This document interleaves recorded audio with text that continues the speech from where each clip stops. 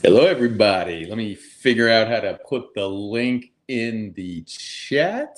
As soon as I figure that out, let's see, copy, yes, constrain. So this is new. I'm just learning how to do this, so bear with me.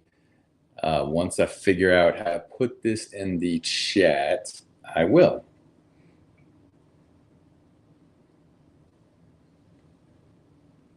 Private chat, comments. There we go. Let me put that in let me put the link in the chat so my people can come up here as well.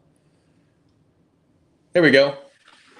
So we're going to continue speaking on the topic we were speaking about. If anybody has hit the like, hit like, please. Welcome to everybody to my channel. There we go. I'm going to bring up my people as soon as I figure out how to do that.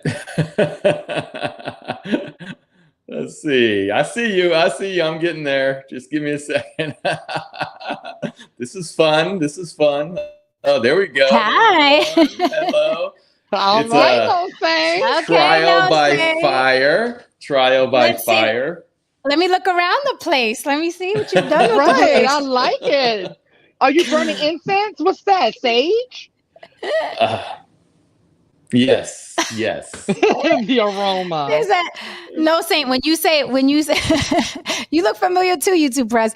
When you say my people, I'm like, what you mean? You're African Americans? Right. You know my blacks. Oops. You're black. The nerves are getting to me. So hopefully Ish will show up here. I'm learning. Let me shoot him a text. Go ahead. Yeah, I'm definitely learning. I see a banner. I'm trying to figure out how to do some of this stuff, but in time I'll be as well, half as good as what Jen does anyway. Don't worry about catching up. Just catch on. That's all. That's it. Yes. That's it. Absolutely. So we can talk about that. We can also talk about, I thought the video that Jen shared earlier was really interesting.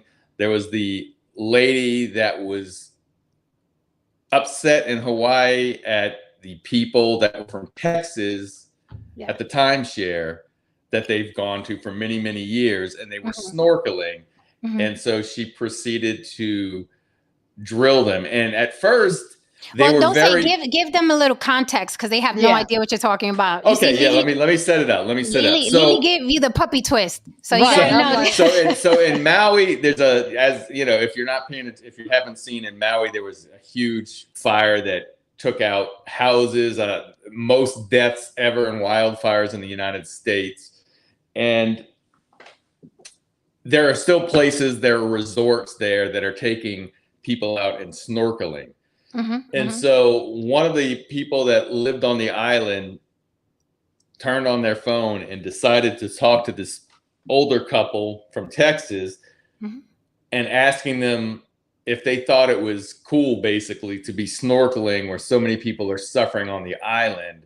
And I thought at first the guy was handling it well, but then towards the end, you could see he was getting really annoyed and he fired back a little bit, asking the lady, was she native to the island?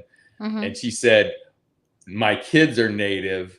I'm thinking I'm not sure where she was from. They never did see. I'm thinking she may be, there's a lot of Japanese people that live on Polynesian. The island. And Polynesian. And then what I thought was funny, he was like, this is the United States. And she's like, oh no, it's not the United States. And he's like, well, talk to your government about it. But I thought it was really interesting. I don't know. I kind of get where she was coming from, but I don't think she did it the right way. In other words, I could see like being in a natural, like Puerto Rico when they went through that hurricane and people are suffering. And suddenly you see somebody throwing a party. There was a hurricane that was in Florida, right? And a guy that that I work with who just bought a house there, got it all flooded. And there was one guy in the neighborhood who didn't get flooded. He's out there mowing his grass. And I was like, little insensitive. Everybody just lost everything. And this guy's like, mowing his grass. I found it funny, but insensitive. So I don't know. I'm going to say this. Go ahead, Lily. I'm going to say this. That was my ass during COVID. I was living my best motherfucking life, okay? I didn't watch no news. I didn't know what the fuck was going on. That was none of my business. If I caught it, I set my ass down, treated it, and went on about my bit, continued the party that I started. So, and people wanted to, they were like, oh my God, how dare you? I'm like, how dare I live? Like, you all are choosing not to live because you're afraid to die. And that's your choice. You get to do that, right? And we all get a choice of how we do this human experience, right? And we all get choices in life of how we do all of our human experiences, right? So you could have 10 people go to prison, right? One's going to just sit in the cell and bump his head up against the damn cell. Some person is going to, spend fuck their time away or whatever. Some person's just probably going to eat their time away. Some person might become the guard's favorite or whatever. But you all get a choice. We all get a choice of how we're going to do our experiences. And so people who don't, I like Jen's, don't life well, get mad at people that they see life well. For me, the way I look at things, as long as I'm living and breathing, I'm going to try to find a way to enjoy myself, to make it livable and bearable, because I'm here. I'm living now. I'm not going to wait till something changes to live and to be happy. So that's just my thing. I got a quick story, and this includes what happened, in Puerto Rico and what happened in Maui. Listen, loss of life en masse is tragic. No matter where it happens, it is fucking tragic. But I learned something around the age of 14, 15. I was hanging out with my girlfriend in front of her building in the Bronx on the Grand Concourse. These two dudes were running. One was running right behind the other one. This dude pulled out an AK, gunned that guy down right in front of us, literally across the street. If you know, the Grand Concourse is about maybe four driving lanes. So we was right there. We was just two little girls sitting in front of the building. Dude gunned him down. Dude fell on the floor. We sat out there in shock. Eventually the ambulance came and they covered him. And I sat there and I had this epiphany, because as a kid, you don't understand death, right? And I was under the impression as a child that death happens and all the lights go out and the world stops, right? And that was my first experience, because I was looking across the street and it was like in slow motion. The cars kept driving by. I still heard little kids playing. I heard the ice cream truck coming. So it was almost like an out of body experience. So I was like, wait, there's like a guy who's not going to get up anymore across the street. Why are you still driving? Why are you still playing? Why is the ice cream guy still trying to sell fucking ice cream to us? There's someone over there who's not going to get up. And that's, I realized that. So when I looked at that video specifically in Maui, not white people don't need my defense. I'm defending the principle. That woman in the car, now we are getting more than ridiculous with the clout chase and just wanting to get likes and all this shit, right? Because the woman stops these two old white people who look like they couldn't pick up a fucking, a 2x4. And she's, in my opinion, harassing and bullying them, asking them why they're snorkeling. Okay, they're fucking snorkeling because that is what old people do, and they probably worked hard to buy the fucking property or the timeshare that they are. Like, the audacity that you think everybody's life should stop because this tragedy is happening over there, it doesn't stop it from being a tragedy. And I'm thinking, why the fuck aren't you volunteering to feed people and you driving around the island looking for people to bully and pick on? What are you doing there? So I'm sorry, I was with the old man at the end when he said, "Are you indigenous to the island?" Well, I'm not, but my kids are. Then shut the fuck up, because you don't even have a dog in the fight. You just need some like. But what I do like, and I'll land the plane here, what I do like is that they were tearing her ass up in the comments, because it was obvious she was doing it for clout. It was more than obvious. And she picked the most vulnerable looking people. She wasn't going up to no fucking 6'5" Hawaiian on his surfboard. Okay. Hello. So I'll land there. Hello, Brother Ish. You made it. I do have something funny to say though. One day when I was the last the alphabet ghetto saints, if you want to stay on YouTube. Oh, okay. The last job I worked at, I had dropped my phone in the water, and I had that feeling of that white lady. Like, I was like, why is everyone still smiling and talking and eating and ordering, and don't they fucking know my phone is in the water right now? Like, stop, just stop, everyone stop. So I get where she's coming from because it's a selfish, self-centered situation.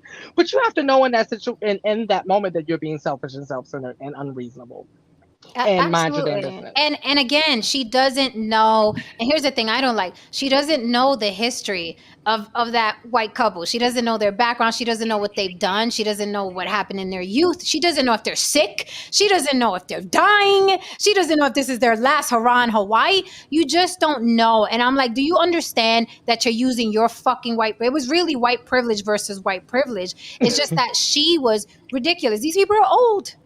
They're fucking old. What does she want them to do? Like go running into the fire? Listen, the only thing I saw too was like, I'm thinking to myself, okay, it was tough because I'm thinking, well, what these people were probably planning the whole year to go to Hawaii, and suddenly this fire happens.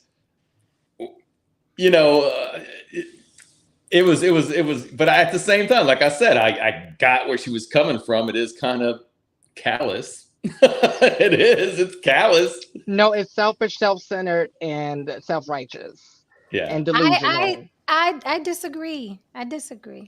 But we could hear from real quick totally before Ish, I want Ish to go. It says, did you see the laughable amount? This is YouTube Press. Did you see the laughable amount Biden offered up to Maui for support? I did. Said Bidenomics in Maui, one time 700 per house with 4 average per house, 175 per person. Ukraine, $73 billion by 43 million for 16 per person. I did hear Biden said he's going to give people in Maui $700 one-time payment for to help them out. For groceries. Right. Yeah. But the grocery stores are burned down. So listen, comparing that to Ukraine, I get everybody always wants to run to that, but we have to. It's beneficial for the government of the United States to support Ukraine in geopolitics, and I think that they probably should help. They should help Hawaii out a little bit more than 700 per person. But yeah. Okay, so if it's beneficial, like, is it beneficial to help them at the capacity that they're helping them? Because at this point, Ukraine is just that nagging baby mama. Yeah, I mean they're going to do it until they push Russia out of there. So, but they're going to keep supporting. But I'm talking about to the capacity of the amount that they're sending daily, weekly, versus what they're doing for their own people. Because I get what you're saying, but all I'm saying is it's never about their people versus our people. It's always about what kind of advantage in geopolitics, But let's not get too far out in the weeds. I want to hear what Ish has to say. Wait, I need an outfit change. I'm on another channel. Yes, I needed to change my outfit. What was I doing? What was I thinking? Like, are you the Puerto Rican Diana Ross now? Like, is that what's happening? Yes, I need to change my outfit constantly. I'm on the other side of this, guys. As indigenous and beautifully melanated and kinky haired as I am, I think the opposite. I think life does go on. I think we become ridiculously not insensitive but sensitive. I think we become ridiculously sensitive. Life goes on. And my question to that lady is, when 9/11 happened, we lost close to 3,000 people. Bitch, did you go on a hunger strike? Did you not go to work that day? Did you not feed your children? Did you not wash your ass? Because that's almost 3,000 people dead. What did you do during 9/11? What did you do when people get shot in Chicago? What does your life stop? So I called cap on her, but she's chasing clout as we all are, but some people are just more ruthless, chasing clout than others, because I think what she did was insensitive. I think what she did was insensitive. Brother Ish, how are you? I'm good. I mean, I somewhat agree. I mean, you don't have a comprehensive knowledge of the situation, and some folks, that might have been a coping mechanism for them to go snorkeling. To say, okay, let's step away, let's reconnect with the earth, let's swim in the ocean, let's recenter our energy, and maybe we'll buy some groceries for somebody or do something on their own time. So the lady did say that. The lady said that. Remember, No Saint, the lady said that she had done something. I don't know what organization or something. Yeah, they did say I don't know if it was through a church or something, but they Yeah. And I mean, like, yeah. damn, does she need to be like a first responder? That they need to like right. That's exactly what I was thinking. Like, these are two old people. They're not going to go dig trenches for the fire, so the fire can't. Right, water hose, mask on, air tank. And listen, for me, when I see elderly people living their best life, like I don't care if they smoking crack, child. If you 85, child, you can smoke as much crack as you want to smoke. Like you done live, you on your way up out of here. Just if they ain't hurt nobody, they ain't bothered. Just leave them alone. Just leave them alone. And she and what I didn't like, if I was there, I would have told the fuck off because she stayed too long. Like she just said, she kept badgering them with questions and again, I am not defending white people. They do not need my defense. I'm defending the fucking principle. You know, I got to say that more than once. No saying, but it's the principle. It's the principle. Like you were bullying them. You stayed there. You kept badgering them with questions. I think the man was a lot nicer than I would have been. Yeah. Way nicer. Well, I mean, I had a lady think during COVID tried me, and I lit that lady up so damn bad. She had to cross the street, and then I had people. I didn't know it was people behind me. They was laughing their ass off. But I'm like, I don't bother anybody. My headphones are on. I'm minding my business, and you came over here. So for that, I'm gonna give you something to think about the next time you want to stick your nose in somebody's business, Miss Lady. So. You know, and I consider, and like you said, Jen, earlier, consider the audience. You know, if she was talking to, you know, 3 or 4 different Samoans that were surfing that day because the waves were good, she'd be quiet as a church mouse. Yeah, Yeah. Samoans don't. No, Sexy they don't. giant fuckers, aren't they? Them Samoans. I told you my brother lived in Hawaii twice, right? And my brother has always been a fighter. Like my brother can fight very well. He was always a fighter in the neighborhood, all that stuff. Not even him. He didn't. He said, I didn't mess. He said, not even. And listen, he was like, I don't even mess with the women. He'd be like, I'd be like, oh man, No, you them got women are extra large. Them women are Samoans are built different. Well, I don't know what the fuck they eat or what's in them genetics, but they should be freaking studied. No, they Eugenics. Not only are they, you know, like they have a undercurrent of gang culture, like from the West Coast, like some of them are Bloods, but they also are royalty. So they have this added oomph into their whole mentality. Like, yes, they do. Yeah. Very prideful. They're very prideful. Gorgeous folk, gorgeous folk. Shout out to the Samoans. What's up, Jason? I learned a lot about, how I learned a lot about the Samoan culture watching Dog the Bounty Hunter, because he was in Hawaii and it was always the Samoans, and he'd be like, how your Samoan family will not approve of this because you all are this and that, and I'm like, oh really? Okay, I couldn't stand that dude. I stopped watching. I used to watch that. And I stopped after his. What did he do? Nigger or some shit? Yeah, he did do. So I stopped watching after that too. I do remember. And I stopped watching.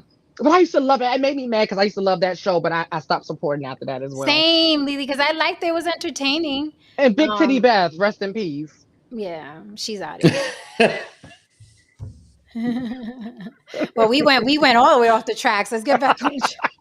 No saying it's like, what are y'all talking about? Yeah, no. I remember, that show. Ish, before you got cut off, could you answer the question, because the CIA came and scrambled your. Oh, you want to hear something funny? You know who gave me these? Who? Rolo Tomasi. That is so funny. Ain't that funny? That is hilarious. I digress. That's a show for another day. Yeah. Ish. So where did I leave off at? With your so I question. asked, so about the hope, and you said, I feel like there's always going to be some form of hope, and I asked, okay, well, what is the solution? And it was another thing I had, but go on, and I'll remember as you answer. Okay, so yeah, I can at least work from there. So yes, I do have hope. Like I said earlier, I wouldn't be in the Nation of Islam if I did not have some form of hope, because we do have kind of a purpose and a mission in relationship to the preservation and reclamation of Black people. With that being said, when you see the transformation of certain lives of individuals who are, steeped in, criminality or decadent behavior, and you watch somebody transition from, that lifestyle into a more conscious and righteous lifestyle to being a more productive person in society, that gives you hope. Organization and a movement have been successful in doing so by just redirecting your thought process.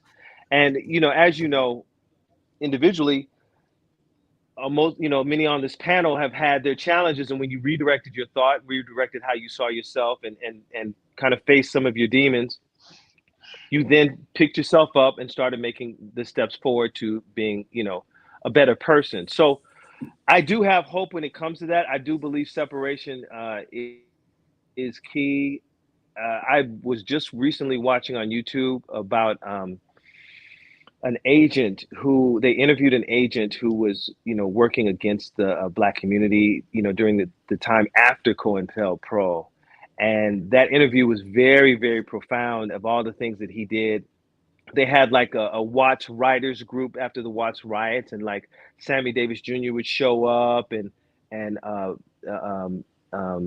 the top actors, Lou Gossett, would come through and contribute into the Watts community. And when they got an opportunity to get a grant to continue this effort, the FBI burnt it down. And he admitted to, and the interviewer was like, well, how do you know that this was done by the FBI? And he was like, because I did it. So, it's a great interview to kind of see that even after the COINTEL period, there was still active dynamics that were going on in subverting the growth in the community. And it's important for us to, I believe, to at a certain point, just digress and separate. Like, just let's, so that there's not this I don't remember that. I don't remember you having that stance before. Is it just me?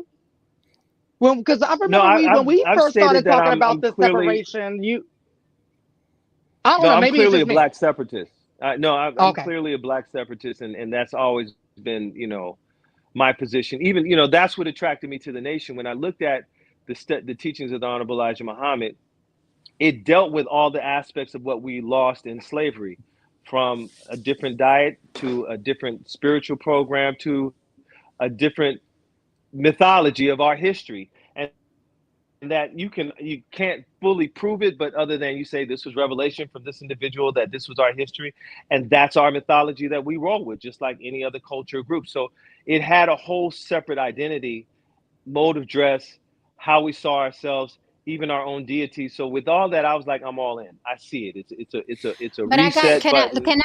Let me press you a little bit, because I'm just a little bit, because I'm in chill mode tonight. But I have to agree with Lily. This sounds real different from your normal stance. When I'm talking about the degeneracy of the Black community, and I use quotes because I don't think there's a fucking Black community. There's people, period. But when we've had these conversations before on panels, and I'm like, a degenerate is going to be a degenerate. You're like, no, there's hope for everybody. And it's because of the white man and the Black man and blah, blah. So you got to help. You got to pick them up on the bootstrap. So this sounds a little different. Your stance sounds like mine. And I'm like, I know you and I have never agreed on that. I'm literally a separatist, not only in the Black community, but even in the Latin community. I've always said that you must separate in order to survive. It happens in the animal kingdom. So I'm just saying that your stance now does sound a little different from the freaking verbal fisticuffs that we've gotten into before, where you sound like you could save any and everybody. And I was like, fuck them people. And I remember that being on the show too. I don't know what's happened behind the scenes, but I remember that on the show. That's why I was surprised, but okay. Well, then again, let me quantify that so that we're clear. I still believe in the salvation of Black people in regardless of their condition, but I believe it's much more successful of a scenario in a separate environment that we control. So to articulate my thoughts a little bit more clearly, I do see, like, okay, these are the ground rules in our community. If you want to come over here, this is how it has to function. And if you violate those rules, then you're subjugated to, our execution of law and justice. So that's Louis Conyer found us. What's up, sir? So Ish, I have a question. Like, I was listening to what you were saying, and I was kind of wondering what Jen was coming from. Are you saying to separate from the degeneracy? And I hear what you're saying. And listen, when it comes to the NOI, when it comes to the Hebrew Israelites, I do get it does give a structure and it gets people out of a certain lifestyle. And I can't say that it's all, the dogma is the dogma I don't agree with, but I see the benefits of that. The problem is though, like for that I see is it's like any other church that you're really getting into, like you're going to have a disagreement with, like the Hebrew Israelites don't agree with the NOI at all. I've seen the NOI reach out and say, hey, we have a common enemy. We have a common goal. And the Hebrew Israelites were like, no, you believe in you're part of the 2/3 or whatever. And that's where I see some of the problems with these organizations. It would be great if it was just the NOI, but without the dogma. And I know you won't agree with that, but if you could do that without having the beliefs, and I don't know how to do that, but that's called a big brother, big sister mentorship, is what you're talking about. Yeah. Right. And that's not going to happen in the Black community because they hang on the nuts of Jesus and God. So that's not going to happen. You're not going to have a community of atheists. Well, there is. It wouldn't be the NOI if it didn't have the dogma. So it'd just be something else altogether. Yeah. Number two, that's why I said a big brother, big sister mentorship. Right. And when you talk about, the Hebrew Israelites, I look at them more like Bobby Brown to New Edition. Like you were once a part of this group, you spun off and you're kind of trying to do your own thing and be dynamic in your own way.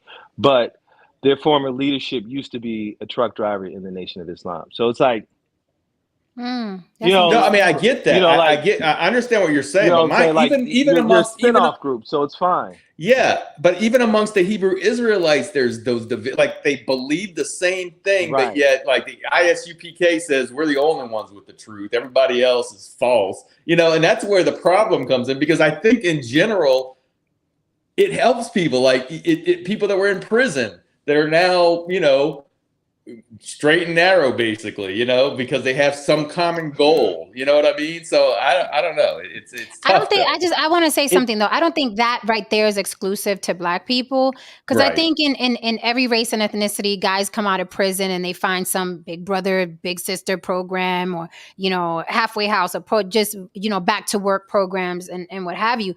The question I have for Ish before he got cut off on my stream is, Ish, I was saying how long is it a forever thing that you're going to try to save the Black degenerate? Like, is it forever? You constantly going to be going out there trying to, make them walk upright, shave them down, throw a bow tie on them, and put them out there with the final calls? Like, how long are you going to, is there ever a time where you're going to be like, fuck y'all, it's too much to deal with? Because now things are getting worse. And people are like, things aren't getting worse. It's because social media, things are getting worse, okay? On my timeline, there are 5-6-year-old girls going back to school with wigs, fucking nails, and Fendi clothes. Things are getting worse, okay? So what do you say to that? And not only that, but people are getting more and more disrespectful with authority. God damn it. Is he gone again? Because I wanted him to answer this. So I'll keep saying, people are getting more and more disrespectful with authority. We see that in law enforcement. We see that in culture. We see that in hip hop. Like, the OGs are not being respected. We saw what happened with Melly Mel and Eminem. Like, things are getting more and more disrespectful.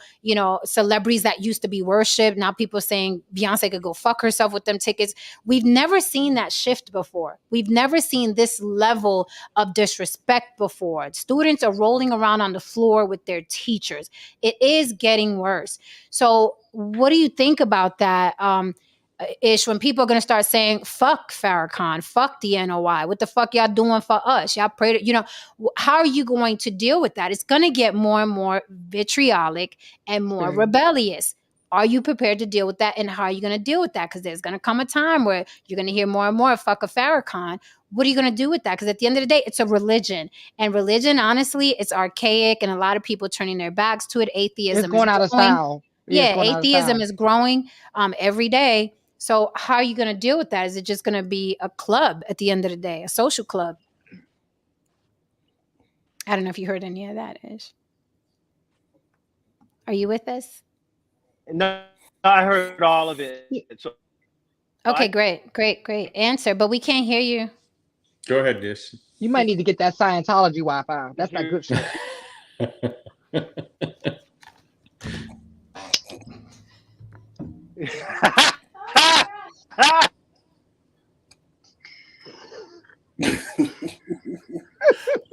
I just want to make a note. Like, we all agreed to be in the white man's house right now. How you feel? I don't know how I feel about that right now. Yeah, I do Casa, su casa. I do feel a little I weird had to about pick that. I had to pick the raisins good. out of my macaroni and cheese. Don't let that little woman boss you around in your house now. No saying. Let her crazy ass mouth boss you around now. Listen, until Ish, are you there? Are you back? Ish, are you back? That motherfucker frozen. Oh, my Bergatron said He the needs. food.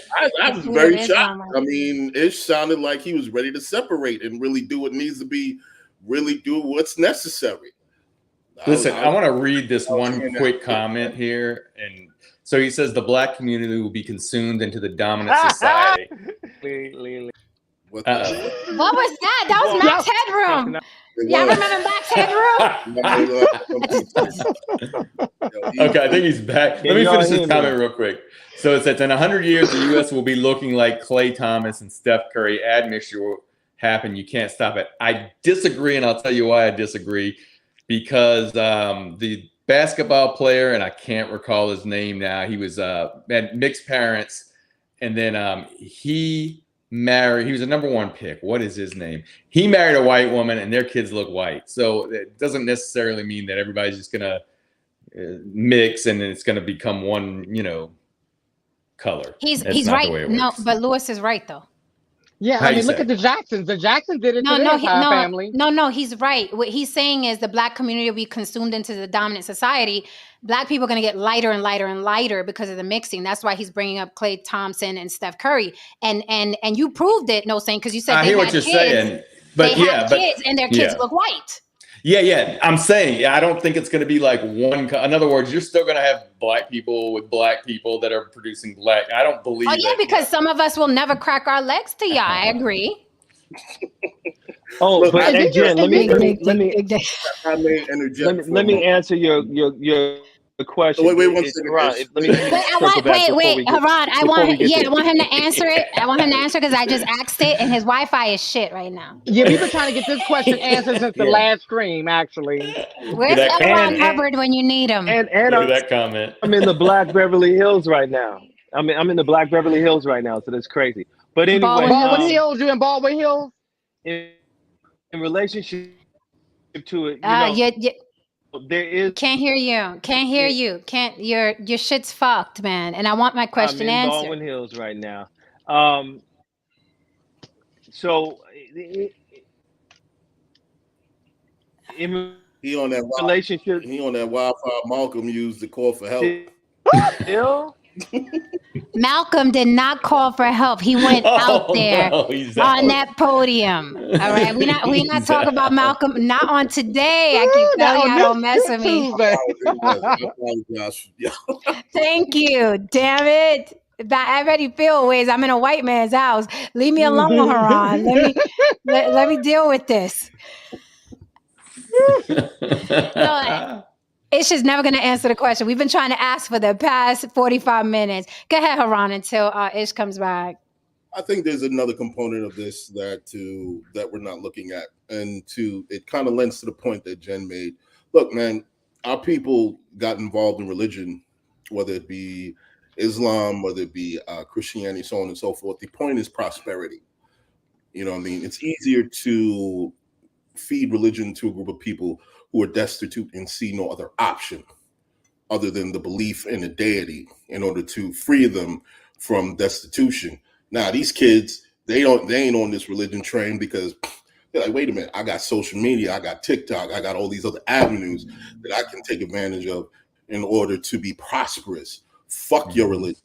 Fuck Islam, fuck Christianity, fuck this. And to Jen's point, there is going to come a time where motherfuckers going to be like, why we need to listen to Farrakhan? I didn't make $200 million off of this, or I didn't got a bag off of OnlyFans and so on and so forth. Like, what's the incentive? What is getting there now? And I said that before. They're not crybabies the way our generation is. They're a different type of crybaby, right? They're not crybabies in the sense of, oh, the white man's out to get us. And we have to admit, the white man is out to get us is big business. Absolutely. For Black people. And Not that's for where I white was going. people. Not That's for where I white was going to go with people. this. For Black people. That's where I was going to go with this. Like, I forgot who, somebody said something, and I was like, well, thinking in my head, this was to Ish, what you just said. They're not going to stop because there's big financial incentive in monetizing Black trauma and Black pain. Black trauma, Black pain, and Black death are the three easy selling tickets, right? Cheat codes. And so, yeah, NOI or churches and stuff like that, they're not going to stop. They're not. Mm-hmm. And No, you're Saint? right. No, Saint, we in your house. No, Saint. Exactly. Yeah, no, I mean, come on, man. Come on. yeah. No. So I Come on, and there's money to be made at the top. That's another thing. So they're selling a dream. But again, and that's like any religion, that's like any church. They're selling dreams. Also in these organizations, there's an end game that's never going to come. That's funny. You gotta die. You gotta die to get to the end game. Well, either that or or waiting for someone to show up and help you out. And everybody's got a person. Everybody who believes thinks that being is an agent for them and is going to help them out. And that's one of the biggest problems I have with all. Ish may be back. Let's see. I think I just don't feel that. And we passed just announcement. We passed the 30-minute mark, so we could end whenever you're ready. I think in 30 to 40 years, we'll have a hell of a lot more atheists. Oh yeah. Oh, it's growing. It's growing. Right now, yeah. These kids are not into, or they're not buying into that. You see how young the atheists were that came to my channel? The dudes were young, early 20s, and Black. Yeah, the Black one. I'm shocked at how many Black atheists. Tristan in the chat. Tristan found it. Tristan, you made it over here, Tristan. Yeah. No, he didn't. Oh, my Vegatron said you have to be light-skinned to make it in the Nation of Islam. I saw that. Yeah, I'm seeing a lot more people question religion. Younger people question religion, denounce it, walk away from it. They got questions because shit don't make sense. I've been having questions since it was introduced to me. I'm like, this don't make sense. This just doesn't make sense. I don't know how. No matter how you try to spin it, it just doesn't make logical sense to me. And so these younger people there, and the other thing is with the younger generation, they have access to more information than we had, right? So they get to see not only the people in their family but other people, and it just doesn't look attractive. It doesn't look that attractive. They have a lot more choices than we had to choose from when we were growing up. Ish, are you back to answer the question? Please don't tell me to repeat it. It was a lot. Do you remember it? No, my Alzheimer's kicked in, but so when it comes to at least the separation dynamic, so that I don't like that angle. It looks like we're about to give you head, bruh. Yeah, change that. Change that. Switch that. Yeah, do something with it. Jen, stop. Stop, Jen. Because I'll ping pong with you like that. I'm delivered. I don't do things like that no more. Saved from what? So delivered. But in relationship to the separation position, there is a line with the story of Noah. Noah preached for a certain period of time. And at a certain point, when the chastisement came, and those who were in alignment with what he had been teaching for over 100 some odd years, got on the boat. We liken that narrative into the same with the Nation of Israel. A period of time when we've extended out this truth, and that, you know, at a certain point, when the ark door closes, that's what it is. That's who's gonna make it. So you're saying that the Nation of Islam is right now, they're like Noah's Ark, and eventually they're gonna close the little boat. Basically, metaphorically, yes. Metaphorically, Sounds like a different. Jesus is coming. Sounds like a different stance from, I guess, when I was coming up. No, it's a different stance from when I started. It's a different stance from when I started this show. That's the point I was making earlier. If you understand, I mean, from Honorable Elijah Muhammad up until now, you can comb through the teachings and you'll find all the same aspects. But a lot of times people key in on certain specific points, or certain people are only eloquent in certain areas that they're speaking on. So that's why, you know, a lot of times it's not the big public purview. But no, you know, if I didn't articulate it well, you know, in previous conversations, then that's my fault. But, you know, at the end of the day, that's the foundation of our teachings. I mean, you can look in the back of every final call and you can see our program. It hasn't changed since the 1930s. So I want to ask you a question. I'll repeat the question. I'll try to be concise-ish. I was basically saying, how is the nation preparing to deal with the emerging vitriol, right, towards leaders, towards religious leaders specifically? We're in a time now where these kids don't care about anybody that's in authority. They used to worship celebrities. Now they're telling celebrities to fuck off because celebrities became so familiar. How are you going to deal with people saying, fuck Farrakhan and your religion? This ain't about nothing. You know what I mean? How are you prepared to deal with that? These kids of today are not the kids of yesteryear. Do you think that religion itself is just played out, outdated, archaic? Like, atheists are growing in numbers. So what are you guys going to do? You just going to be some, you know what I mean, some lames in some suits passing out final calls while the rest of the world just continues to advance and move forward? You don't think that religion is archaic and holds people back? What do you think about that? No, in actuality, no, I don't. I think that the aspects that we're actually in alignment with a lot of atheists in relationship to the concept of a mystery God, some sort of spook God in the cloud. So that's not really the foundation of our beliefs. We believe that divinity is manifested through human beings, and that's its righteous choices and righteous actions and righteous deeds. So when it comes to that, you know, I don't see that we'll grow passe, and that level of disagreement or animosity where people say fuck Farrakhan. I've heard that as long as I've been in the nation. So, you know, and I've been in since 1989. So, you know, that level of challenges and vitriol that exists out there, that comes with that's par for the course. But, you know, the proof is in the pudding. At the end of the day, you know, if you can do, it's like what the Quran says. If you dispute the word of the Quran, then make you another one. It's just like, you know, like Jay-Z and you know, make another one, you know. So if you can do the work of the Nation of Islam, go right ahead. Well, I think the NOI is necessary. Obviously, I think it's a great resource for Black men that probably be out in the street, you know, broke down and destitute. I am curious about what you said. You said that the nation has similar ideas to atheists? Well, atheists and atheists don't believe that there's some sort of cloud God that's sitting around, you know, looking at everyone's life and individually affecting their lives. Like, we don't believe that.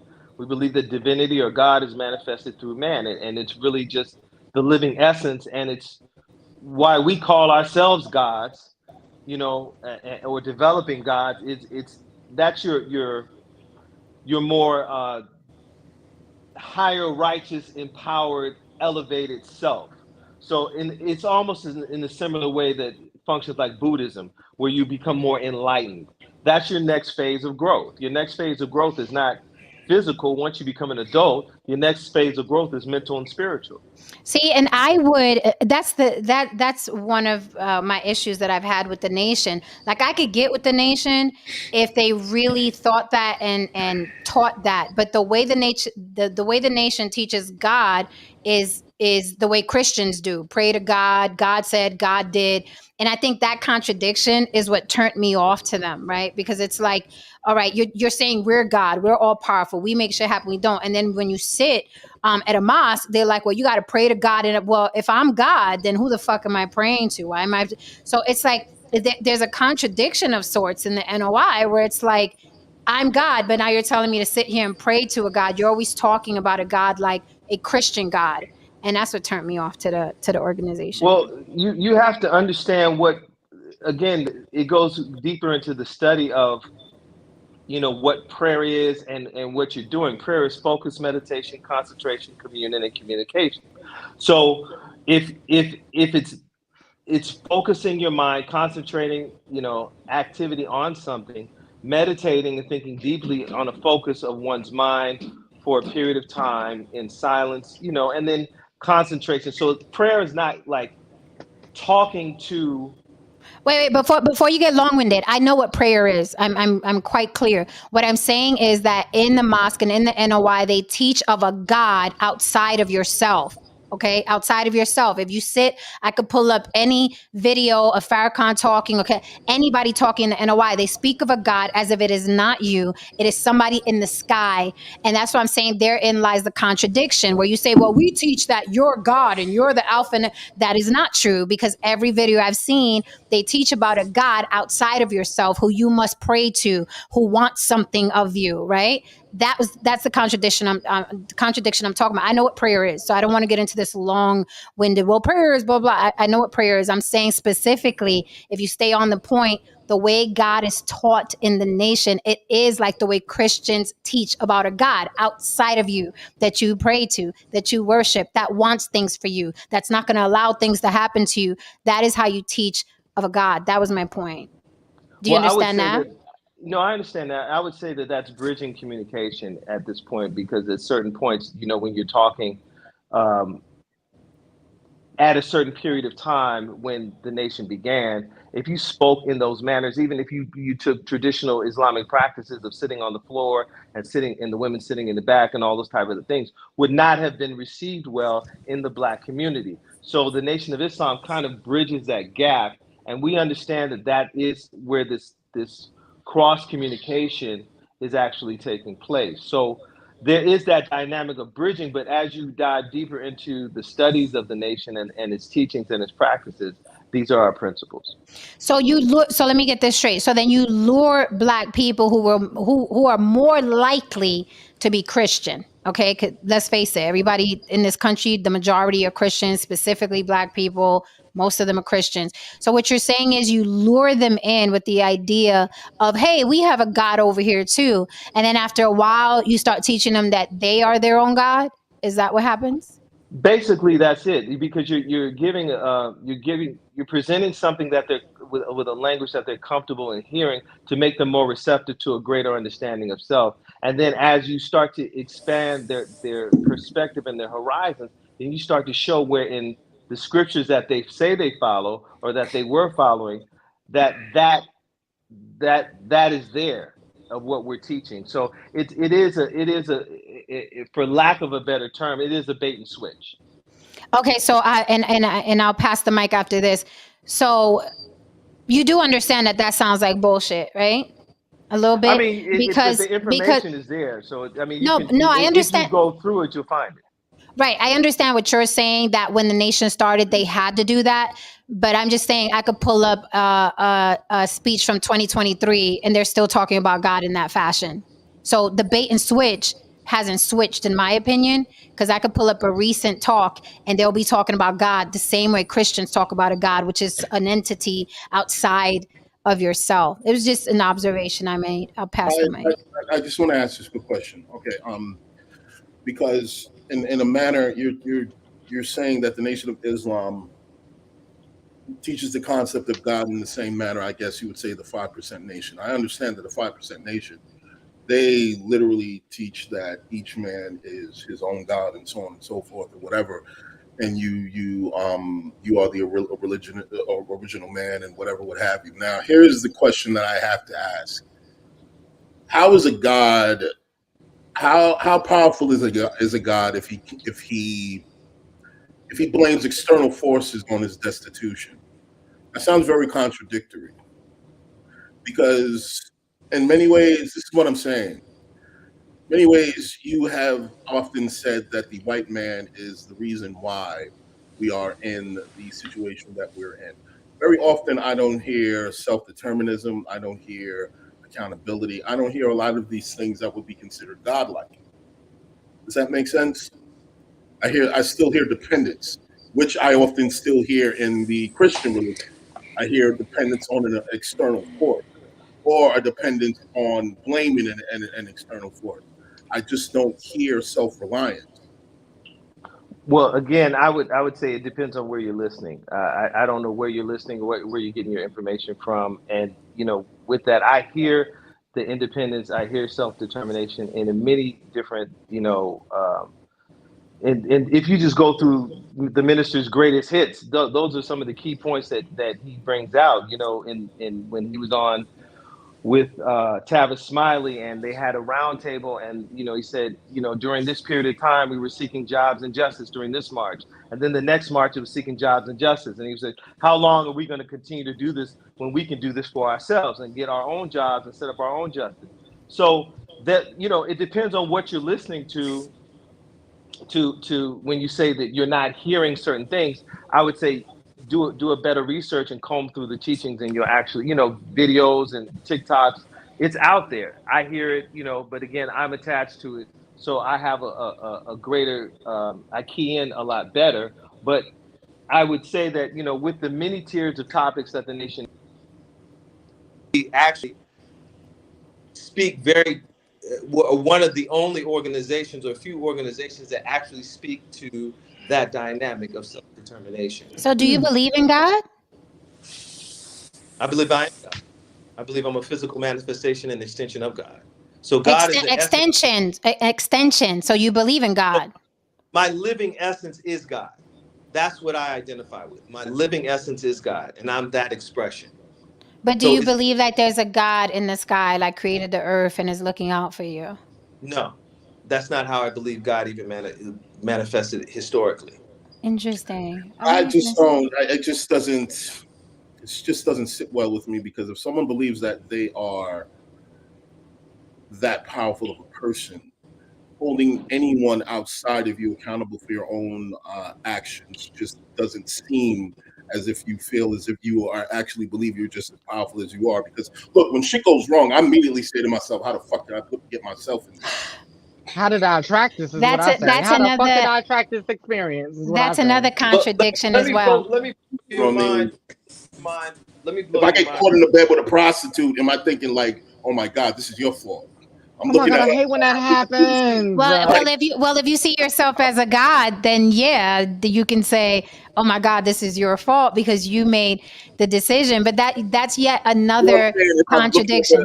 If I'm looking at the prostitute and be like, "Oh my God, this is your fault," I'm actually hearing you with you, what I mean, in this situation. This is my fault. What I mean? If anything, 9 times out of 10, let's keep it 100. 8 to 10 times out of whenever. Most people are in the situations they are in because they are a culmination of the decisions that they made throughout life. I always say that. I always say 90% of my problems are self-induced. It's tough to admit that. It is extremely tough to admit that. Mm-hmm. Yeah, people lose less sleep if they have a boogeyman to blame all of their issues on.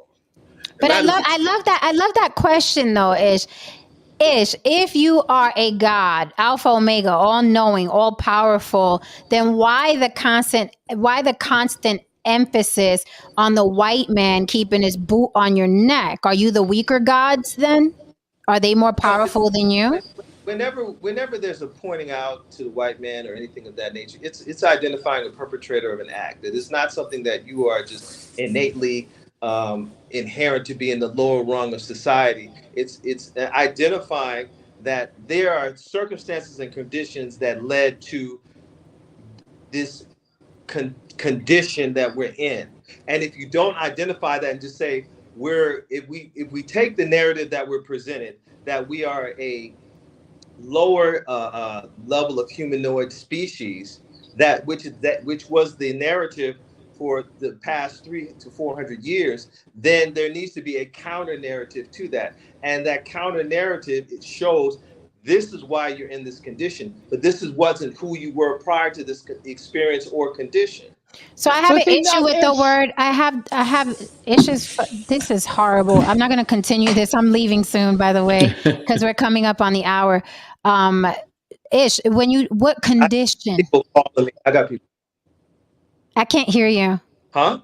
I can't. You broke up a little bit. Can you hear me? We can hear you. I wanted to dissect just a little bit the word condition. I'm not in any condition that a white man put me in. That's where you lost me. What condition are we in? I'm not in any condition that a white man or a white woman has put me in. Everything that I've done in my life resulted in where I am right the fuck now. It had nothing to do with anyone that looked like No Saint or anything that looked like a Karen. So when you keep perpetuating that and telling black people that, don't you think that you are the enemy of black people? That's what Because I was about to say. it's the same thing that you would it's the same thing that you would complain a white person is doing. You complain that white people treat and talk to black people like they are less than, but you perpetuate it because you keep saying that white people have you in a condition. What condition are you in right now, black man, that a white man put you in? Your present condition. What white man put you in that condition? My predicated on my past experiences or my past parental experiences, and that dynamic sets up where our starting blocks were. So when you're talking about that, it's not saying that there's some nefarious white man leaning over your shoulder, turning down, your heat or affecting, the nuances of your life. But there are points and events that have taken place in our history that have created where our starting blocks are, which are behind in this society. So yeah, no, I have to deny it. You know why? This is why I have to deny it. Because that's not happening anymore. You know what's happening right now? Proximity. People in your proximity who will rob you, kill you, steal from you because they're around you and they look just like you. That shit is tangible. That's really happening. Slavery is no longer happening. Nobody is in shackles.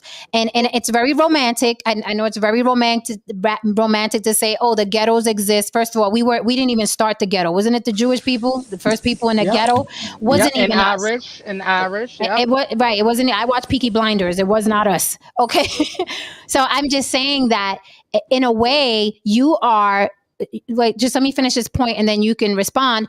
In a way, you are an extension of white supremacy because you keep teaching black people that white people got a boot on their neck. If I keep teaching my son or my daughter, the reason why we're in this condition and we're not better off is because of white people. I am an extension of white supremacy, not Candace Owens. I am an extension of white supremacy. If I'm constantly regurgitating to my black and brown children, well, it's because of the white man, you didn't get that job. When I know for a fact, proximity, my children are more in danger of proximity than the white guy who's going to throw away their application.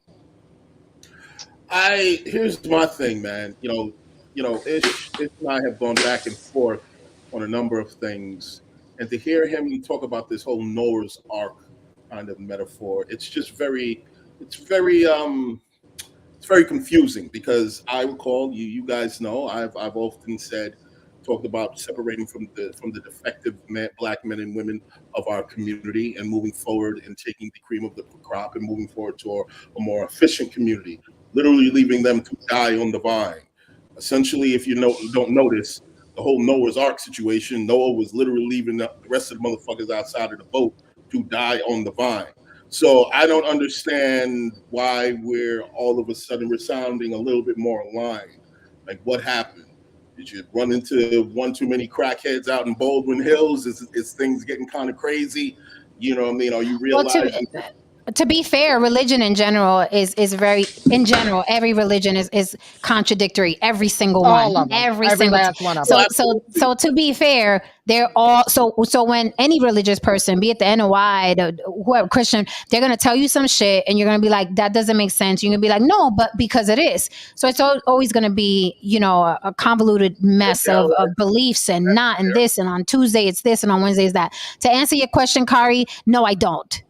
I absolutely 110% don't feel that I have to put in more work than a white person. No, the fuck I don't. I don't know who taught us that, but it is fucking bullshit. It is bullshit. You don't have to work harder than a white person. You just have to work hard. And I know that because literally everything I have set out to do, negative or positive, I've achieved. And I learned in doing all of those things, the experience that I picked up was that nobody can stop me but me. Period. Point blank. It's just that fucking simple. If Like I said, white I've come people from were both the sides. right, if the white people were superior and were the answer and the alpha and the omega, there wouldn't be fucking trailer parks. There wouldn't be meth heads. There wouldn't be America. Those people wouldn't exist. Every white person on the planet would be a powerhouse, and that's not true. Most of the people on welfare are white. So no, I don't feel like I have to work harder than a white person. I just got to fucking work hard. If I want more than I have, I got to work hard. Can you all hear me? Hard and or smart. Yeah. Yeah, we can hear you. We can hear you. You want to go ahead, Ish? Well, my reception is really poor right here. I don't know what's No. going on, but You don't say. you know, as we're on No Saints channel, you know, the parents goes down. We completely took over. See what happens when you invite the coloreds over? Throttle down. But going back to your point in relationship to that, you know, when we're talking about separation and addressing that point, where I'm not speaking of separation purely just from separating, you know, good blacks versus, you know, because then if we're going to make that determination of who is the cream of the crop, who is not the cream of the crop, you know, are we going to make it, you know, what's your body mass index, you know, what is your intellectual capacity, all these other dynamics, it you know, like when I've seen individuals that I may have said, okay, this individual, for lack of a better term, falls into the category of D-Rock or Pookie and Ray Ray's, you know, we change how the brother's thinking, how he's looking at himself, and next thing you know, he's now a proficient, efficient individual in society. So, and, you know, the next great entrepreneur, the next great, you know, creative on that dynamic. So I don't, you know, with our premise is our separation is let us have an individual, an environment where we create our own land, our own people, our own educational system, our own law enforcement, and then we'll separate the wheat from the tare behind that type of circumstance. Not that we're going to sit up there and say, okay, we're going to cherry pick through the hood right now, because you can't cherry pick through the hood. If that was the case, Jay-Z wouldn't have been utilized. So I'll say this. First of all, I think the NOI is extremely necessary. But as far as this land of plenty that y'all are gonna get, I think that's bullshit. I watched this program on Netflix with cults. The motherfuckers threw up towns in months. Yes. Literally months. I'm talking about running water. I'm talking about running water, houses, schools, stores. That motherfucker did it in a couple months, and he's not the only cult leader that has done it. So for the NOI to have made the amount of money that they have made, and now to collab with Scientology, which is another fucking empire of green, to still not have this land of plenty where all of you are living together with all the D-Rocks and Pookies and Ray Rays that you reformed, to me, it's absolutely absurd. It's absolutely absurd that hasn't happened. Again, there's an ivory tower, and then the guys selling the final calls. You know what? And the last church I attended, and that's a whole nother story, right? And that was almost 20 years ago. But what I did, let me tell you what I did respect about these people. As they grew, right? First of all, they were very transparent with what came in, right? So when you went there, and you know, you get that little bulletin or that little program or whatever, inside of it had their finances and what everything went to and what was in savings, what was left over. Okay. And so as they grew as a church, they got to a place where and they vote on everything. So they were like, oh, we should get a bigger building. And they got voted out or outvoted because they were like, why would we do that when we can stay in the building that's working for us, and we could do more in the community with the money that we have? And that made me respect them more, because a lot of times that's what you see. You just see them just like the external growth in the church or the building or the leaders, while the people in the community still suffer.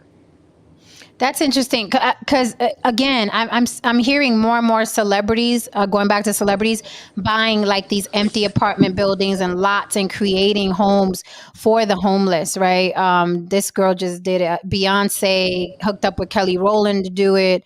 I forgot the other girl who did it, but there are a couple of celebrities that are doing that, and I'm like, they came way after the NOI. So Ish, do you really think there's going to be this plot of land one day where the NOI is just chilling and building and growing vegetables and shit?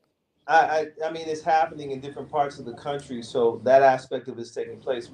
We're dealing with a bigger pot. Mm-hmm. If you want to look at that, we're attacking the masses versus kind of centralizing and functioning as a small entity in a group. And the minister has taken a different course of direction in relationship to the nation, and is really trying to empower and have a moralistic kind of program, because when the nation itself had ownership of all the different businesses and factories and the whole nine, there was still a corrupt element within the body of the believers and within the body of the membership of the nation. So the minister has taken that kind of dynamic of the nation owning property or certain types of businesses, and now it's on the individuals within the nation to be entrepreneurial, to be setting up those type of businesses and that infrastructure. To have self-determinism. To get up off their ass and do their shit. So beyond, under the Honorable Elijah Muhammad, it was the Nation of Islam that owned it. So when his son took over, he was able to kind of like run willy-nilly with all that and sell it off, and in a matter of 3 years tore it all down.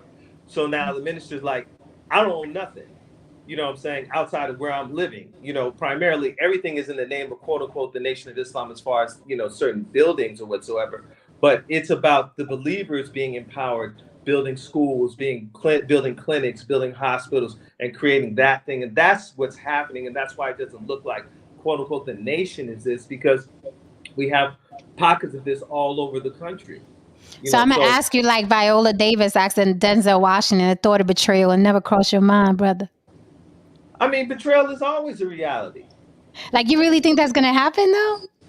I mean, I'm watching it happen. So, I mean, even if betrayal happens, the one thing that I've noticed about the teachings and the Nation of Islam, that there's still an essence that kind of rises, but beyond whatever defects may exist. I mean, we're still, we're still niggas in bow ties. We was niggas longer than we were Muslims, and the minister teaches on that. We are what we are not, but we're striving to grow and become this thing. And there's this image and ideology that we have as a goal.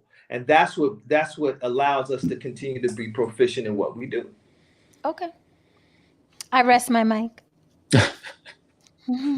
No, Saint, this is your house. We about to peel up out of here. I sit back and listen sometimes. What I found kind of interesting was like when I grew up in the Israelite community church that I was in. Oh, it was kind of the dress. Yeah, no, but you dressed like Grandmaster Flash in the Furious 5? No. It was the white Israelites, but we didn't have that swag. But I think a lot of these, I mean, the Hebrew Israelites, the church I was in, the cult I was in, Nation of Islam, they all have that arc of get in now because the door is gonna close one day, and it's almost like, it's kind of like a pressure. Or if you get out, you're condemned forever. You don't have another sounds like my mother after she made dinner. So those are similarities. Like the whole, you're getting the word now, and you better listen. Or bad thing. I'm not saying that's what the NOI does. It sounds like he's got a slightly different take on it, but the art thing did sound like that. Like, I mean, there's an aspect of truth and understanding with what you're saying. There is this,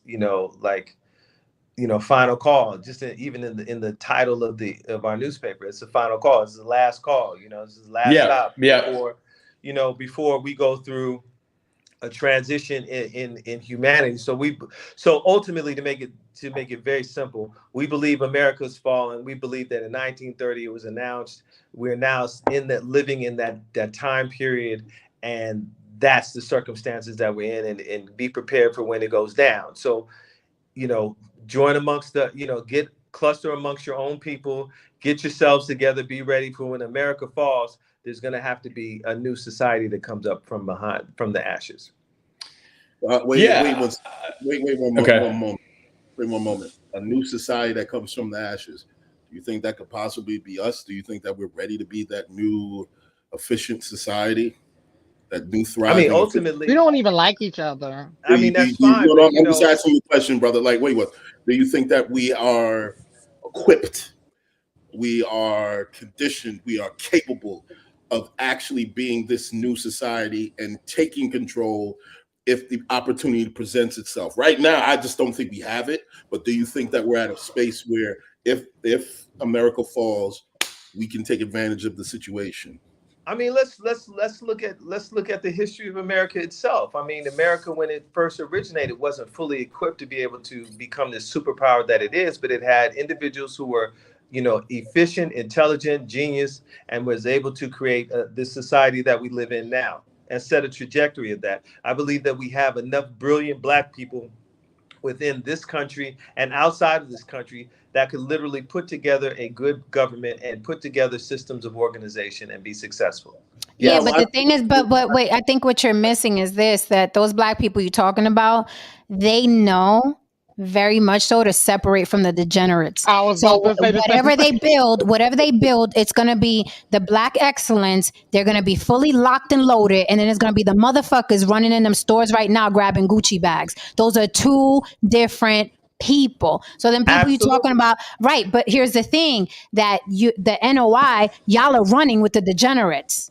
So y'all not going to get over there. And if you do get over there, it's going to be the chosen few. I think this utopia you're talking about doesn't even exist right now. They are separating right now. That is why you see business owners. What are they saying? Black business owners, fuck your bonnet. You're not getting in here with that. Fuck your flip-flops. You're not getting in here with that. Fuck your pants hanging off your you're not getting in here with that. You're not getting in here with the do-rags. You're not getting in here. That's already happening now. And, rising from the ashes with what? With your Glock and your one box of ammo? With your friend, with your homie's gun that when you shoot sideways like this? What are you gonna do? Let me respond to that statement by saying this. You can't walk into the mosque with your pants hanging down. You can't walk into the mosque with a do-rag, or you can't walk into the mosque with your bosom hanging out. There's a transitional dynamic that has to exist. So we have a standard that exists with our organization and our entity in dealing with the Pookies and the so-called Ray Rays. So within that standard that we've set, we know that if and when this transition takes place in this day among the ashes, this is how you're going to have to be able to coexist. If you can't, then you will die like the rest. So that's an ultimate reality. But there is and this is that early opportunity for you to improve your life and move towards a better way. And we have a methodology that is successful. Do you think that it's going to get worse before it gets better? Absolutely. So so it goes back to Haran's question. Are you equipped? Because you don't even, as far as I know, the NOI, you can't even fucking carry weapons. Because you're a religion. Well, no, that's not really because of our religion. There's a principle behind it. We don't manufacture our own weapons. We don't manufacture guns. We don't manufacture bullets. We're not into that whole business. And we don't even have a country in close proximity that if we did turn into all-out warfare, that we could call Cuba up and be like, yo, can you drop some bullets over here in Compton really quick? Because we got a good running going on right now. We're just not in that condition. So as an organization and as a body, as a group, it is not the time for that. And that's how it's been taught. It is not, but meanwhile, So when you have let me say this. When we have to protect, there will be guns. When we have a land to protect, there will be bombs. When we have a land to protect, all those things will be in place. But oh my gosh. So right now, white people, they feel like their land is America. And they're locked and loaded. They have arsenals. They don't have one Glock that their cousin Ray gave them $200 for and a box of ammo. They have fucking arsenals. And they're learning how to use it. They're loud and proud about it. So all hell breaks loose, and you're gonna place a call to Cuba? It took a long time for that ammo to give over here, brother. Cuba as a point of reference, saying that we don't have an international country that we can rely upon for economic or military. So y'all fuck too. Y'all fuck. I mean, listen. I being a observant person, I understand. I kind of understand where it's going. Like anytime, like first of all, America would have to be in a very weakened state, but you're gonna have another government come in and say, there's separate people right there that we can use. Just like we did in Afghanistan, we used groups that were divided, or in Iraq, you used different tribes. And if I can see where when he brought up Cuba, I kind of understood where he was going with that point. But all right, they don't want that smoke. I want us to observe something right now. The militant woman is disagreeing with your point, Ish, but the white man agreed with you. That's all you need to know about that docile shit you talking about. We'll wait till something happens to get a gun. That's all you need to know. Okay. Meanwhile, I'm gonna keep. Jim Bob in Alabama was born learning how to use his gun. Okay. And Jen will keep buying ammo whenever it goes on sale over here. Okay. And I'm gonna get my shit from the white boys. I was just trying to explain this. Let me say, when it comes, I'm just kidding. When you're talking about all of America, you're discussing a power vacuum. All right. And within a power vacuum, right, if that was to happen right now, blacks will not be able to motherfucking maintain that, because let me tell you something. Yeah, the first thing that's going to happen, the more capable blacks is going to be like, this is our opportunity to kill those degenerate niggas. Oh, you better believe it. You better know it. You better know it. They're going to get rid of them, because do not forget, the moment the civil rights movement, you know what I mean, when the smoke cleared, the first thing that happened was the explosion of the black bourgeoisie. Which means that there was a gang of niggas that said, this is our chance to separate from these other motherfuckers. Let's get the fuck out. So if you think that a power vacuum is going to happen, it happened all through slavery. We're going to save Pookie, Ray Random. Me personally, I'm gonna be the first ones to be like, Jen, this is what you negating. These niggas. Iran. Here's our chance. What you're negating to consider is that the bourgeois was going somewhere. There was an extended hand of the white middle class saying that you are the comfortable Negroes to move into this community. The whole Cosby identity existed. So with that being that reality, they had a to go. When you have no place to go, then you start looking internally to your support network. And the cats that are really going to get down and do some real serious fighting and grilling is not going to be the bourgeois and the high intelligent. It's going to be those same cats that swam across the water that jumped out there and beat up those cats in Mobile, Alabama. Shout out to Mobile, Alabama. Montgomery.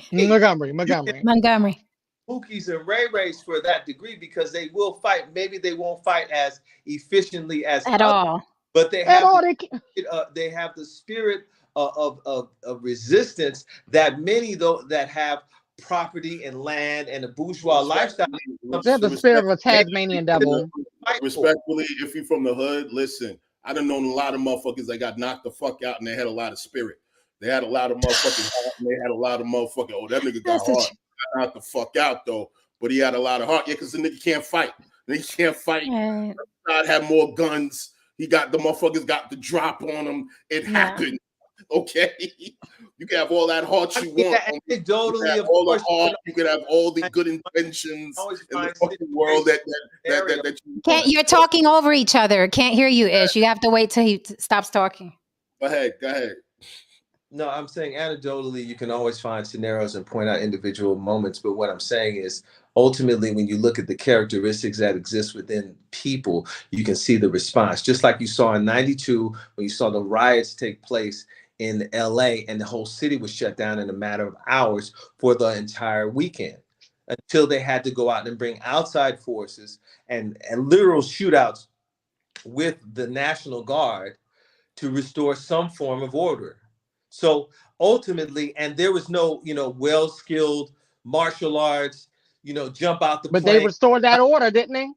That these are fast. hood Negroes and hood gangsters and the Pookies and Ray Rays that was getting down and shutting down the whole city. And when we talk about burning up their own community, they weren't burning up their own community. They were burning out the disrespectful businesses that existed in the community. They were attacking the predators. I was there. I know that for an actual fact. But that sounds like cap, because here's why it sounds like cap, because all those stores and shit, they patronize them, right? They use them. And here's the thing. They were looting and rioting and pulling TVs out and shoes and all of that. They weren't, oh, let's get the disrespectful white people. Was there a black organization going through the hood, writing down there were individuals that would stand in front of actual businesses and say, do not touch this store. Mm-hmm. Like literally, and if you go back through the history, you can see that. I tell you, I was there. No, I'm asking you. Listen, you started talking, so you didn't hear my question. You just jumped right in. What I said was, you said they weren't messing up their own neighborhoods. They were just messing with the disrespectful business owners. And I'm asking you, how did they know who was disrespectful in their neighborhood? Who had the list? Who had the list? Had the fucking debrief and was like, these are the stores we're going to hit because these are the disrespectful white people that are in our community. That's why I say it sounds like cap. They fucking looted, they rioted. And it wasn't a thing where it's like, let's just fuck up the neighborhood. It was like, let's get us a TV. Let's get us some shoes. That's what always happens. We just saw it with the flash mob. Let me, I was answering your question and I heard the question. I was answering that specific question. There were individuals, people know who's in the community around them. Anybody that was doing that level of rioting was rioting in their neighborhood proximity. So you know the disrespectful shopkeeper, you know the disrespectful owner, and you know who's a black business. Many people, you could look at certain blocks where there was no burnout, there was no situation happening there. And then there were other blocks who were burnt all the way out. And there were some that were casualties of war. But there were also people from the community that stood out in front of their businesses and said, do not touch this business. Or they spray painted on the front. And they had to, and check this, and you know why they had to do that? Because people were looting and rioting with abandon. That is why the black. Okay, so then don't tell. Okay, but then don't tell me where was the list. I know, but listen, but then the people in that community. Okay, right, but then don't tell me that they were specifically going after white businesses because black people had to stand out front and say, "Don't fuck with us," because we're black. Had those black people not been standing in front of those businesses, they would have ran in there and got a bunch of shea butter and ran back out. This is what I'm talking about. Had they not been standing there, those places would have also been looted. What I'm telling you. Listen, what are you talking? Ish, there were black people. There were black people on the news crying, saying they fucked up my car. They fucked up my house. Black people. But to you, that's just a casualty of war. People that work hard to get a car. People that work hard to get a business. They were black and they were on TV and they were crying. So don't tell me that this is tunnel vision and it's like, let's only go for the white people. That's bullshit. No, I'm not saying something so altruistic as that. What I'm saying to you is that there were dynamics. Of course, there were casualties in the situation. If a building's burning and the fire department's not, fog of war. The building next to it is going to burn. The fog of war. The fog of war. Thank you very much. So then again, with that, you still had individuals who stood out there. You still had individuals who who is a problem businessman, who is disrespectful to you, who is rude to you, who would not sell you this dynamic or whatever. So that sounds okay. So that sounds like it wasn't just people. Okay, so that sounds yeah, it was. It was all right. That's why they call it a riot. There. Wait, I know you were there, and we had, and you're not the only one that has seen a riot and looting. That's happened many more places than Los Angeles ish. That's happened a lot. We just saw these motherfuckers run into a store. We just saw them run into a store and there was no riot or war going on. This is what happens, okay? This is what happens.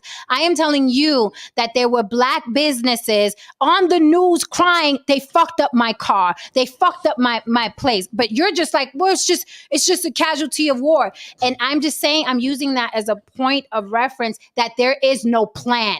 There is savagery. There's looting. Let's go get some food. Let's go get some Jordans. Let's go get some Gucci bags. There is no organization. These people, there'd be more friendly fire than not. Why? Because of proximity. And they stayed in their neighborhoods to loot. They didn't go to Beverly Hills, did they? They didn't go to Calabasas, did they? So when you talk about the fog of war and casualties of war, the people that are going to get it the worst are the black and brown in those neighborhoods, because the white people have insurance. And you know all they got to do is leave y'all in the ghetto and move their store somewhere else. Right. Which is true, which and is the black fine, people, which and the white people are then not going to requires come there and do it. necessity breeds the mother of invention. So they move out the community because they got burnt out or they're tired of Negroes acting crazy. Then Negroes now have to start creating their own businesses in their own communities. But they so don't. that they Look don't at have to go Detroit. miles Look to at go Cleveland. shopping. Look at Gary, Indiana. Look at all of these cities that were destroyed by looting and riots and never were rebuilt, because we don't have the capital to do it, and the white man is not going to do it either. They just like, oh, y'all did it to yourselves. Well, I mean, honestly, we do have the capital. We don't have the will. That's the truth. We spend more money per capita than regardless any other, it's not getting done. Regardless, many small countries. So we do regardless have it's the not getting capital. done. We just don't have the will. And I the mean, will yeah, is but built we'll give upon the capital necessity. to Gucci, Prada, and Louis. That's what we'll give the capital to. Well, that's over what our I'm saying. neighborhood. We have the capital, so that narrative that we don't have the capital is not true. We have the Okay, so capital, but we regardless, it's don't not have the getting will. done. Regardless of how you look at it, it's not getting done, and there's plenty That of is true. examples. But again, necessity. I believe necessity will change our will.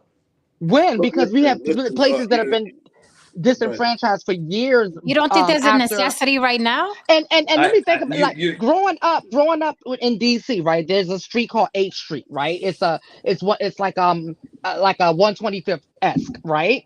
Mm-hmm. And I remember growing up there in the 80s and 90s, and I would always ask my mother, like, why does this street look like this? And she was like, oh, the Martin Luther King riots. And I'm like thinking, well, this was carried a 1 and 2. That happened many, many years ago. This is 1993. This is 1985. Like, why is it still looking like this? It didn't stop looking like that until when the colonizers came in and changed it. It's never us that does it. It's okay, so then what are the colonizers? So let's be forward thinking in relationship to that. What do the colonizers bring with them? They bring capital. What do they bring with them? They also bring additional security support in relationship to the businesses that they establish. So so prime example, you talked 125th Street. What happened when Harlem got gentrified? The police for enforcement in that area got stronger to support Whole Foods and all these businesses that were now in the Harlem area. Because why? Bill Clinton put his political office in New York in the Harlem area. So when you start to look at why and where these questions, there's, we go back into this narrative of dealing with the factor of redlining and all the different scenarios that have excluded our opportunities of regrowth in those situations. So when you're excluded from it, you can't develop from there. So then why does when the colonizer comes in with the security of the local law enforcement, they come in with the different laws, they come in with the different circumstances, and that's why they're able to turn around a community when the price value goes so low that they can actually buy cheap and sell high. Look, listen, this is the problem. And we're all going in circles, but this is the core of the problem. There's just no self-respect in our community. And when you have no self-respect, you don't have discipline. If you don't have discipline, you don't have order. And if you have no order, you have no recognition of hierarchy. So right now, we have a slew of Blacks who have a poor self-perception of themselves. And they don't even know that unconsciously, because of that, they are promoting a lot of ideas that feed white supremacy. And a lot of those ideas deal with the idea of that there is this external boogeyman that is keeping you from being where where you need to be. Now, with that being said, these are the kind of elements that these are one of the reasons why Jen often says, she doesn't believe in slavery being taught and so on and so forth. I'm a lover of history, but I understand what she's saying. She's basically saying remove and kill anything that will essentially put the idea that this person is superior to you in any single way, manner, or fashion. I understand what she's saying, but I often say I don't want to do that. However, I'm saying that from a perspective of a person who has discernment, who can separate, this happened, but this doesn't still mean that this person is superior to me.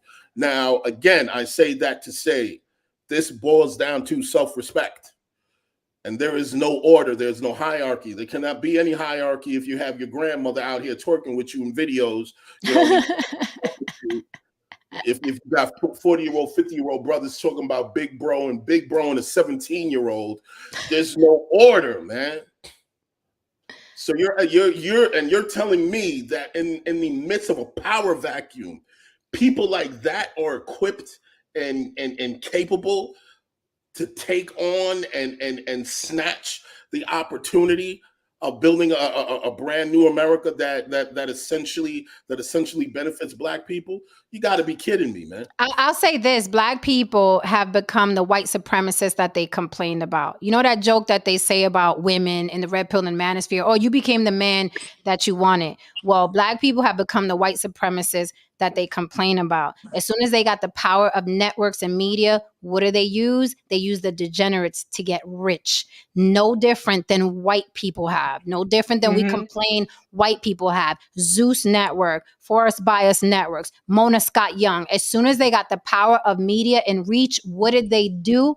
They put a bunch of Black people in front of the world acting the monkey ass fools, having children out of wedlock, cheating, fucking each other up, doing drugs. They did exactly what Black people complained that white people were doing, which if you want to bring up slavery, you know, we were sold into slavery by people that look like us. They were also helping. This separation has always existed. Why people acting now like, no, we got to save the Pookie and the Ray Ray and the Keisha and the Twerk and Shaniqua. I don't know where the fuck that came from, because the African Black people have always known how to fucking separate. Always.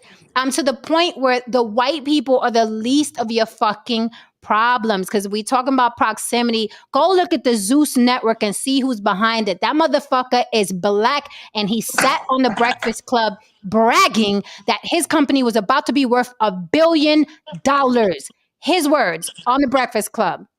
On the verge of $1 billion, and everything he puts out is Black degeneracy. So Black people have become the white supremacists that they care about, and that's why there'll never be unity. It's not happening. It sounds romantic, sounds sweet, Black love, Black power, but it's not happening, because not even Black people be like, oh, I'm gonna capitalize off of you dumb niggas. Shit, you gonna act stupid? Shit, look at Mona Scott Young. She built a fucking empire. So did Shawnee O'Neal. She built an empire out of that. Zeus Network, they're building empires. Mona Scott Young. Empires. I mean, I know, and I've dealt with Mona, and I don't like Mona. And if I had an opportunity to choke her out, I probably would and go to jail happily. But these are many things. These are many things. No, I mean, I've worked with her and for her, so I totally have a disdain for, you know, and Jen knows my altruistic view in relationship to filmmaking and that whole industry, so we won't go there.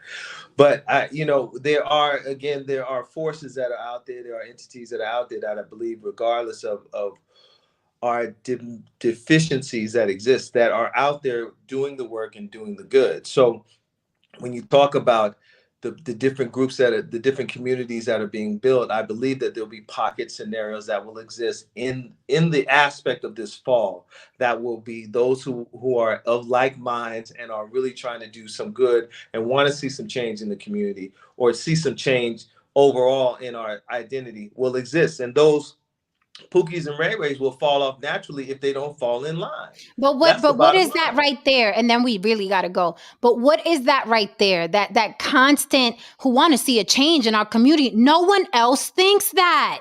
Jen, there's no other, listen to me, there's no other race or ethnicity that thinks that. But they're not in our condition, of course not. What condition? Again, I ask, what condition are you in that is not self-inflicted? And that is not self-inflicted. There are communities in way worse conditions than the American black condition.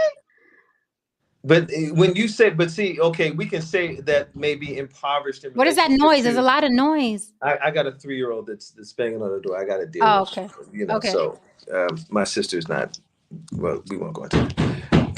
Give me a second. She like open the damn door. You got cocaine in there, man? Like, what the fuck going on in there?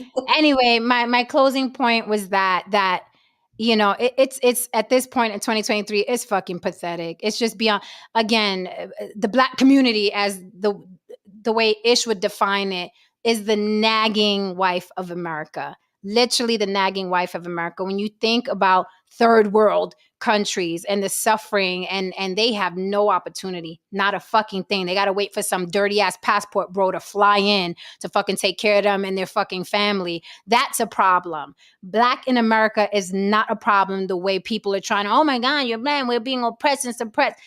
Cut the shit. Cut the shit.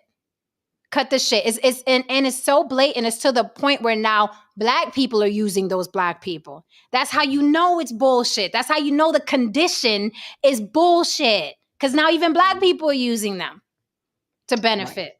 My last point is that the great philosopher and warrior king Thanos was right. I second that. Let's get to it. Absolutely. Okay. I'm gonna look at Thanos and be like, can I get a snap? Can I get a snap? We get snapped out ourselves, so we gotta be careful. You know what? Fog of war. I'm very well all right with being a casualty of war if it leads to bigger things. Yeah, if it leads to all this shit being flattened, because, you know, again, like, anyway, what I was saying is there's no condition. There's self-inflicted condition, period, point blank. Mhm. That's Absolutely. it. I mean, you know, That's again, that's our whole program is self-improvement is the basis for community development. So that's what we do. That's why we work. Okay. Yeah. No, Saint, we done listen. Listen, We done took over. We gentrified Yes. your shit. Well, listen, it was a great conversation. I appreciate every time Ish gets in here because he is constantly having to kind of defend what he believes, which isn't always easy, and he takes it well. And no, I thought this was a good show. We were supposed to do 30 minutes, and we're at an hour and 30 minutes. Hour and 30. So that means good conversation. I appreciate everybody on here that did tune in, and we're going to be doing this more often. We're going to do it almost every day. I imagine it's going to be either Lily, Haran, myself doing an after show. Mm-hmm. So stay tuned. Please great sub, idea. like, and share. Yeah, this is a great idea. Yeah. For sure. We'll up our numbers for everybody. Because new No, people are that's going to awesome. discover this is going to be pushed into some new algorithm, and then new people, and then mine is going to be pushed in. So yeah, it's going to be great. This is And then the all cross-promo. of No Saints CIA and FBI friends will be able to join and subscribe and be able to listen to our Hey, conversation. Well, as long leave as my they voice super chat. alone. As long as they super chat. Right. As long as they- and they Yeah, I can't wait to see my first super chat one of these days. But you know, you got to start off small. Gotta start off off small. Yeah, we'll keep pushing. Thank you so much, everybody who tuned in. Anyway, I don't got to thank nobody. You do. This is your page. Yeah, that's what I said. Thanks It's just everybody a who muscle. It's a showed up. muscle. I Right. saw some familiar faces, and you know, we got up to a decent amount of people for the first time doing it. Again, thanks everybody for showing up. Thanks Ish. Thanks Haran for showing up when you did, and we'll catch you guys tomorrow on The Block with Jen over on her channel. Yes. Right. Good night, everybody. Good night.